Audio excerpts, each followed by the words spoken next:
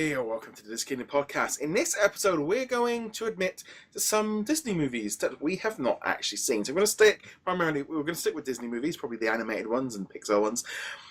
So, going to pick off just a couple ones, the random ones. Now, I'm going to be honest, I have never seen Atlantis.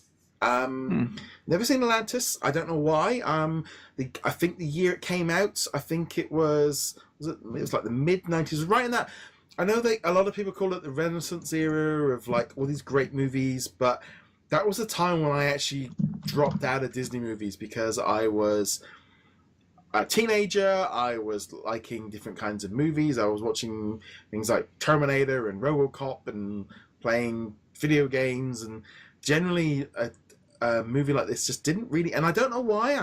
I think I've even picked it up on DVD. I still haven't got around to watching it. It's on Disney Life. I haven't got around to, but there's no reference in the parks. There's been none of that kind of like, oh, I feel like I've missed something here.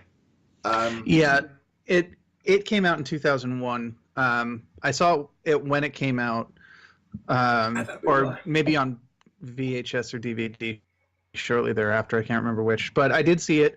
It's so different from your typical animated Disney movie. It doesn't have like the funny animal companion. It doesn't have like the songs. It's actually an action movie in many senses, an action adventure kind of Indiana Jones thing. I personally have always held the belief that they were going to use this movie to remake 20,000 Leagues Under the Sea ride. That the design of the ship, they were going to use it as the template for the new version of that. Of course, this movie didn't do that well, and eventually it became the Finding Nemo ride, at least in Disneyland. So I think that's at least, it was going to have an impact, but then it didn't do very well at the box office, didn't do very well with the critics. Yeah. The date, I was going to say, the date 2001? It was in June 2001. Yeah, see, I'd just pretty much just been 21 years old, so I was not the target demographic at the time. Oh, no. And also, I think at the time, Pixar was just, I would go and see the Pixar movies. That's the ironic thing is, it wasn't like I didn't see any of them. It was just probably like, well, no, the Pixar ones are just so much better at the time. Right, and I'd have to agree with that. Pixar was really carving a name for itself at that time, and the Disney movies at that point weren't on a good track record. No. You know, the days of Lion King were well behind them at this point. They'd had good movies, but less memorable ones. So, yeah, I can see why you would not have seen Atlantis. No. So what movie can you own up to never seeing? I'm going to go with the easy one first, the one that probably gave me the least amount of flack, and that would be Home on the Range. Yep, I'm going to end up on that one too. Yes, this is going to be a good one. I remember seeing the first trailer for that and just cringing, just being like, oh, this looks awful. And then, you know, as it turned out, the critics generally agreed with me. I have not seen it. I will probably see it at some point because I'm still kind of thinking maybe at one point I'm just going to do all the animated Disney movies one after the other, not binge style, but like over the course of a couple of weeks. And this, of course, would come up in that, and would finally see it and decide for myself whether or not it was any good. Now, I have had one encounter with the movie, which was I saw Alan Menken in concert at D23, and he played a song from the movie. Which he said was a song that they wrote kind of as they were working out their feelings for 9/11, which had happened during the production of this movie. I couldn't tell you which song it was because I'm not familiar with the songs in the movie, but that's the one time I've been like, oh, okay, I can kind of understand that. But the rest of it I have not seen. This has zero impact on Disney. This is, for very different reasons. This is one of those movies, like right alongside some of the older ones, where you're just like, nope, never happened. Yeah, it's an odd one. I've never seen it. I think it wasn't because it was pretty much like they went like, right, this is the last of the animated style because this isn't working. Pixar was destroying it. I've never seen it. It was just like, it's like you're like looking at it going, well, this is not. It just was so out of time. It was such a weird, very strange movie. And then you looked at the cast of it and you're like, this is really what you're going with? And I think it was just a misfire on just about every level. Now, whether or not it was a good movie or a bad movie, I can't say because I haven't seen it. Yeah. But the general consensus seems to be, wasn't all that. Yeah, whenever I do these quizzes that come up on Facebook, like, right, go through your movies and stuff. Another one that comes up for me is Treasure Planet. Never seen that one? No, that's on my... I've got the DVD, and it's on Disney Life. Never got around to watching it. I think I even had it on my Netflix list until they took it off. It was... just that kind of thing again. I think it was that era of just like being at the time of where I was. What Disney was creating wasn't shouting to me. Pixar was just killing it because you had Toy Story, Bugs Life, all that kind of stuff. And that whole era I just lost it. But there's a lot of movies around that whole decade actually that I didn't watch, and a lot of them I didn't watch until my wife. Made me watch things like Mulan, Beauty and the Beast, The Little Mermaid, all the girly movies I'd never watched until my wife wanted to watch them and I watched them with her. So I'd never had that connection to a lot of these characters because I wasn't the target audience and I did avoid it and I just didn't watch it. And if you've got sisters, it might make it different. I had a younger brother, and at the end of the day, there'd probably be some people as well that are the exact opposite. Certain movies they wouldn't have watched. But yeah, I mean, I've seen them now, but Treasure Planet and sort of Home on the Range and Atlantis still kind of stand out as being the core ones I've kind of missed. Now, I did watch Treasure Planet. It was actually the last Disney movie that I watched until Tangled. Now, some of the movies in between them I've gone back and watched since then, but... they're going to make up the bulk of the remainder of this list, actually. I actually am a big fan of Treasure Planet. I really enjoyed that movie, but I'm also a big fan of the source material, Treasure Island, of course. Yeah. And for whatever reason, the animation style really jived with me. The whole exploring space kind of thing jived with me. So I really like this, but I can also understand it was right there at that tail end, movies that we've kind of come to appreciate since then, things like Emperor's New Groove, Atlantis, Lilo and Stitch, Treasure Planet, they were all in that kind of range.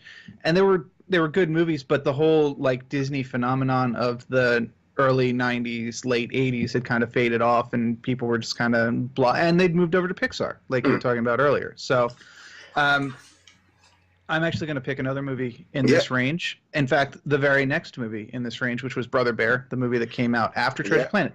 Have not seen Brother Bear. Out of all the ones that I've seen on the list, this is the one that I'm kind of like, yeah, I actually should make a priority out of seeing this movie because it got very good reviews at the time. It's the movie that did love as not a romantic love, but as a familial love before Frozen. Yeah. I mean, Frozen, it was obviously the sisters. Brother Bear is obviously between the brothers. And that's about as much as I know. Plus, I know it's got the two mooses, or meese, however you pronounce that, with Rick Moranis and his other Canadian friend whose name is escaping me right now. Martin Short? Huh? Martin Short? No, not Martin Short. They did a whole bunch of beer commercials back in the 90s and early 2000s. Very, very Canadian. But this is on my list of movies to see. I think I need to bump it up a little bit higher. But I've never seen it. Yeah. Never seen Brother Bear. I have seen it. I don't remember it at all. That's how I know I have seen it because I think it's that kind of thing if I need to make a point of seeing it, but I don't remember it at all. Just looking here at the list, there was a couple. There's The Wild is one I've seen, but I do not remember at all. That looks like a cheap copy of Madagascar because a lion was accidentally shipped from the New York Zoo to Africa. I forgot about The Wild. It was like that is Madagascar. That's 2006. So it's not even that long. Now, to be fair, The Wild was not actually created by Disney. It was distributed by Disney, so it's got the Disney logo. But if you look at like the official animated releases by Disney list, it's actually not part of that. But I'll still grant you that one. I have never seen The Wild. I have zero interest in seeing The Wild. Isn't like what's his name? Kiefer Sutherland, the lion, or something like that. Yeah, I have seen it. I know I have seen it. I think it might have been it must have been on television or something at Christmas or something like that. The other one I haven't seen is Meet the Robinsons. I have also not seen Meet the Robinsons. And the movie before that, Chicken Little. Both of those are ones that just kind of, like, I completely forgot these movies existed. Obviously, I think both of them were Disney starting to experiment with their own in-house computer-generated movies. And actually, I think both of them had some pretty decent reviews, if I recall correctly, but I just never saw either of them. I will correct that, but yeah, I mean, I haven't seen it. I don't know why I haven't seen it. I don't know quite what it is, but I'm actually looking here at date, and it's very simple actually, because for me it was like from, I think it was the year 2000. We had we went to Tarzan 1999, and then we went to Fantasia 2000. I have seen that one, but that was definitely not a cinema release. That was a rental, because The Emperor's New Groove, which I have seen, but that was, again, I was late on the one. That was 2000. So from that point on, it was an Atlantis, Lilo and Stitch, which I remember watching because Stitch caught my attention, Treasure Planet, Brother Bear, Home on the Range, Chicken Little, The Wild, Meet the Robinsons. There's a trend going here. There's all the ones we're talking about are a particular genre of years. Then we go into Bolt, Princess and the Frog, Tangled, which I remember watching all of them. There's almost, like we say, there's a bulk of years where both of us just turned off, and it's funny that nearly all of our movies are the same era. Yeah, and this is not planned. We did not discuss this before. We discussed this 2 minutes before we recorded. So this isn't like, oh yeah, these are my ones. Oh, those are mine ones as well. So I was looking at the list here. Mine doesn't include The Wild, but from Brother Bear in 2003 until I'm actually going to go to Tangled 2010. I've seen Tangled since then, but till Tangled. So 2003 to 2010, I did not watch any of these Disney movies. None of them. Have you seen Princess and the Frog? That was going to be my last one, was Princess and the Frog. I have seen Bolt. So Bolt is the only one out of this list. So Treasure Planet, yes. Brother Bear, no. Home on the Range, no. Chicken Little, no. Meet the Robinsons, no. Bolt, yes, but not when it came out. The Princess and the Frog, no. And Tangled, yes, but not when it came out. And then since then, I've seen them as they've come out. Yeah. Princess and the Frog is the one that, the viewership, you can go ahead and give me flack for that one, because I do deserve it. I actually like some of the songs from it. I've heard the songs. And it's one of the ones that actually shows up at the park from this list. Out of all of these ones, you've got to go all the way back to Lilo and Stitch to find other ones that show up at the park. But Princess and the Frog is very high on my to-watch list. I just have not gotten around to doing it yet. Yeah. So I just think, the thing is, I do remember watching that one. I think when it came out, I think I ended up buying it on like Brew DVD when it came out, because I remember it being touted as kind of like back to classic Disney. And it was almost like thinking it had been gone for so long that that was a selling point, and I'd heard good things, and so I was back on board at that point, and I think Bolt was always back on board from there on. It's just quite funny that there was that whole era where, I mean, I was watching the Pixar movies around this time, so it's not like I completely wasn't watching them. But then I also look at that era. You were having Shrek, we were having. We probably had the Incredibles and a few other ones, and and you kind of look at it, and was Wreck-It Ralph? Wreck-It Ralph might have been a bit later. No, but Wreck-It Ralph was Disney, and that was after Tangled. And you have I think Monsters Inc. So I think Pixar would become the top Disney ones, and Disney animation was probably, and there are some good ones, and it depends on your age. If you're 10, 15 years younger, these might be the movies you grew up on, and you'd be like, what are you not talking about? But, different eras have different things. It's just quite funny how both of our movie lists were so close, considering we hadn't done any prep for this at all. Yeah, I think you've got to go all the way back to the 1940s before you start getting to movies that I haven't seen. And these are the lesser known ones. Stuff like Melody Times, Make Mine Music, Fun in the Fancy Tree. These are ones that just frankly don't exist anymore unless you are a hardcore collector. I have got a double pack of I have watched them at some point because of it being I remember watching a documentary, and they were talking about, I was reading a book about his life, and it was about, and I think I specifically went back to watch them because they were made during the wartime effort, where he just after the war, he didn't really have the full team. They didn't really know where they were going. They were trying to make them on the cheap. They were trying to make money because they were skint.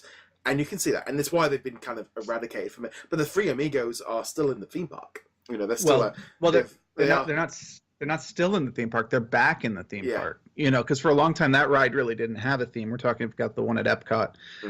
That one didn't have a theme. They only came back relatively recently. One of the Three Amigos was featured in one of the Mickey Mouse shorts recently. You know, that completely off the wall Mickey Mouse series. It's only like 5 or 6 minutes long. My sister-in-law, who actually worked on it as like a test viewer or whatever, like showed it to me. She's like, "This is fantastic," and it's like, "Hey, it's the Three Amigo. He's right there." I'm like, "Oh yeah, totally there." But yeah, getting back to where we were at originally, it's kind of funny because it's not just you and I who are missing these movies.